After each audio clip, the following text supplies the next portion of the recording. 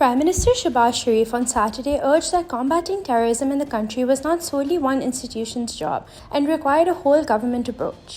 لیکن میرا یقین ہے کہ ہم نے بہت آسانی سے اس معاملے کو اپنی مسلح افواج کے افسروں اور جوانوں کے اوپر چھوڑ دیا ہے کہ یہ وہ جانے، ان کا کام جانے، اور صوبے اور حکومتیں اس سے بالکل بری ذمہ ہیں.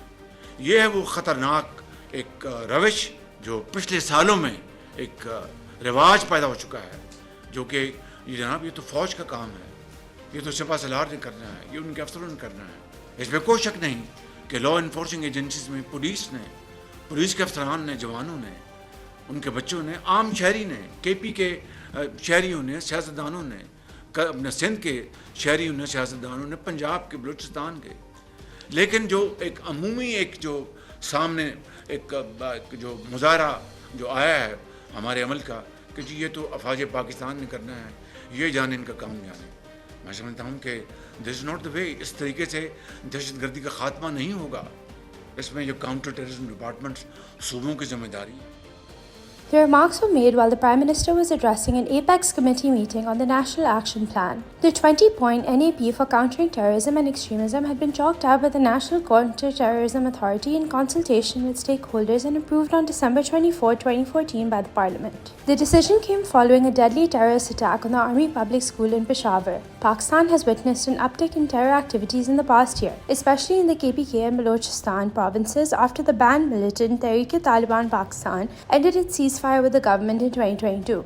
Meanwhile, Pakistan's Planning Minister Ehsan Iqbal condemned the recent lynching in Swat, criticizing the use of religion to justify vigilantism and mob justice. Speaking in the National Assembly, he urged Parliament to take stern action against such incidents which have put Pakistan under international scrutiny. جو کہ سوات کے اندر واقعہ پیش آیا ہے اور ایک اور موب لنچنگ کا واقعہ جس کے نتیجے میں آج پوری دنیا میں پاکستان کی جگ ہنسائی ہو رہی ہے، اور خاص طور پہ ہمارا ہمسایہ ملک کہ جہاں پر مسلمانوں کی بھی موب لنچنگ ہوتی ہے، اس کا میڈیا بھی ہمارا مذاق اڑا رہا ہے. جناب اسپیکر، یہ واقعہ اگر ایک آئسولیٹڈ واقعہ ہوتا تو شاید اس کو ہم درگزر کر سکتے ہیں، لیکن ایک تسلسل ہے.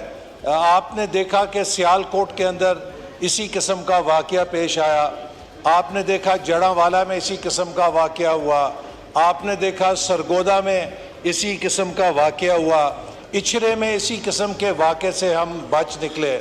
تو میں یہ گزارش کرنا چاہتا ہوں کہ اس وقت میں خود اپنی ذاتی مثال دینا چاہتا ہوں کہ اللہ تعالیٰ نے مجھے بھی ایک نئی زندگی دی جب ایک ایسے جنونی نے میری زندگی لینے کی کوشش کی، اور وہ گولی آج بھی میرے جسم میں موجود ہے.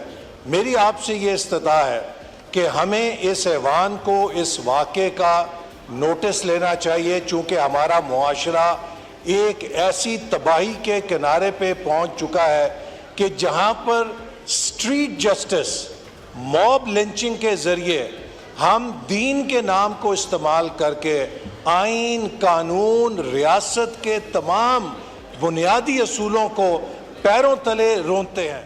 In related news, Amnesty International said in a statement that Pakistani authorities must end harassment, intimidation, and attacks on the Ahmadiyya community and uphold its right to freedom and belief in religion, especially during the religious holidays such as Eid al-Adha.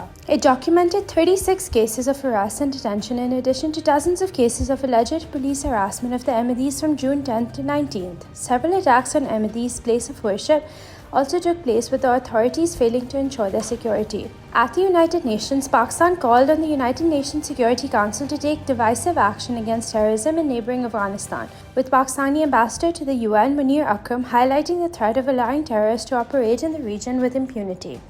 For the international community, for Afghanistan's neighbors, and for Afghanistan itself, remains the elimination of terrorism within and from Afghanistan. While the Afghan interim government is fighting Daesh, the ISKP, and has made some progress, there are a number of other terrorist groups in Afghanistan: Al-Qaeda, the TTP, ETIM, IMU, all these groups against whom the Afghan interim government must take effective and sustained action, including in compliance with the several resolutions of the Security Council.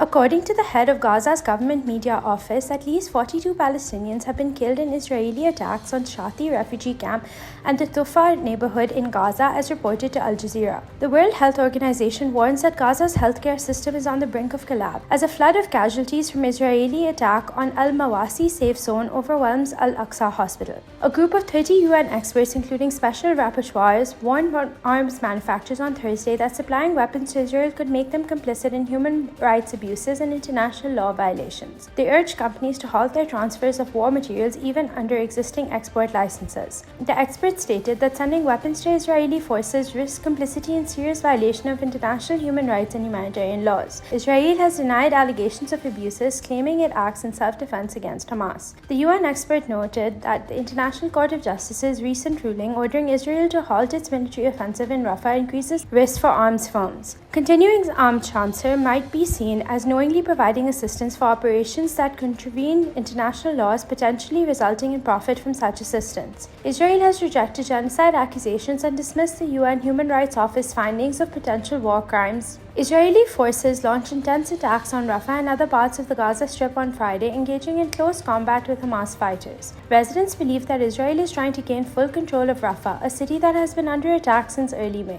Israeli tanks have entered western and northern Rafah, already capturing the east, south, and center. Airstrikes and naval bombardments have caused widespread displacement, forcing over 1 million displaced people to flee again. On Friday, 12 Palestinians were killed in Israeli airstrikes, with non-stop explosions and gunfire heard in western Rafah. The Israeli military claims precise intelligence-based actions, with the mayor of Rafah, Ahmed al-Sufi, describes as humanitarian catastrophe with no functioning medical facilities and a severe lack of food and water. The city, which once sheltered half of Gaza's population, now has fewer than 100,000 remaining residents. Meanwhile, Israeli forces continue to push into Gaza City suburbs, destroying homes and causing further destruction.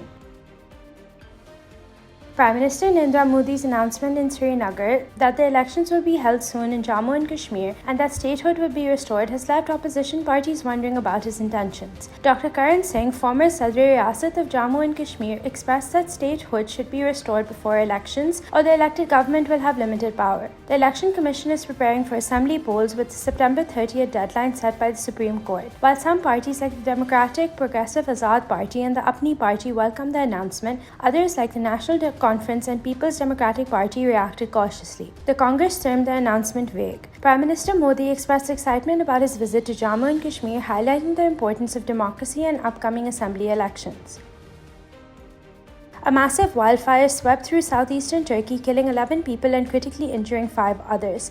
Hundreds of animals also died and were badly hurt during the blaze, which burned across the dry landscape and sent flames into the night sky. By morning, the fire had left a trail of charred and blackened land across Diyarbakir and Mardin provinces. Health Minister Fatruddin Koka reported that 11 people lost their lives, 78 were injured, and 5 are in intensive care. The pro-Kurdish DEM party criticized the government's response as late and insufficient. Locals described the devastating impact on animals, with around 100 dead sheep and goats seen in one village. A local vet estimated that half of the flock of 1,000 had perished, and many surviving animals are being treated for burns. Opposition lawmaker Sekretan Berdighoglu described the scenes as unbearable and urged vets to assist in treating wounded animals.